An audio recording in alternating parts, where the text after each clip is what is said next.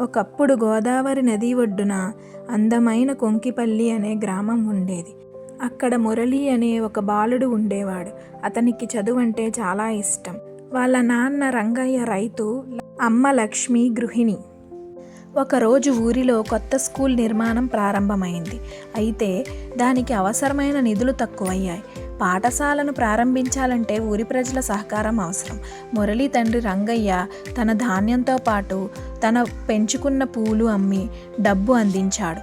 మురళి ఆ ఘటన చూసి ఆశ్చర్యపోయాడు. ఊరి పాఠశాల ప్రారంభమయ్యాక మురళి అక్కడ చేరాడు. తన గోపాలం మాస్టర్ చెప్పిన భారతదేశ చరిత్ర, సంస్కృతి తెలుసుకుని మనసును విపులంగా దిద్దుకున్నాడు. తన ఆశలు అక్కడితో ఆగలేదు. ఊరికి వెళ్ళి ఇంజనీరింగ్ చదవాలి అనుకున్నాడు. అక్కడ ప్రపంచమంతా కొత్తగా అనిపించింది. తనకి చాలా గందరగోళంగా అనిపించింది. కొత్త ఊరు, కొత్త ప్రపంచం అంతా కొత్తగా అనిపించింది. తన స్నేహితులు, ఉపాధ్యాయుల సహాయంతో బ్రైట్ స్టూడెంట్గా మారాడు.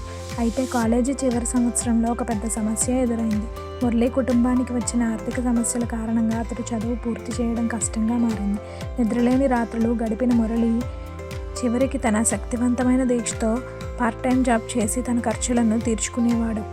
కష్టాలన్నీ అధిగమించి గ్రాడ్యుయేషన్ పూర్తి చేసి ఒక ప్రముఖ కంపెనీలో జాబ్ కూడా వచ్చింది.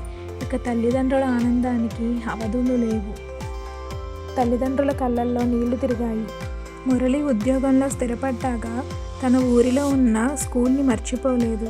రెనోవేట్ చేసి ఆదర్శంగా నిలిచాడు. మురళి తల్లిదండ్రులు తన విజయానికి గర్వపడ్డారు. నీవు మన ఊరికి ఒక ఆశాకిరణంలా ఉన్నావు మురళి అని తన తల్లి అతనితో అన్నది. మురళి జీవితం అందరికీ ప్రేరణగా నిలిచింది. ఈ కథ ముగింపు కాదు, ఇది ప్రతి వ్యక్తికి ఒక ఆరంభం మాత్రమే.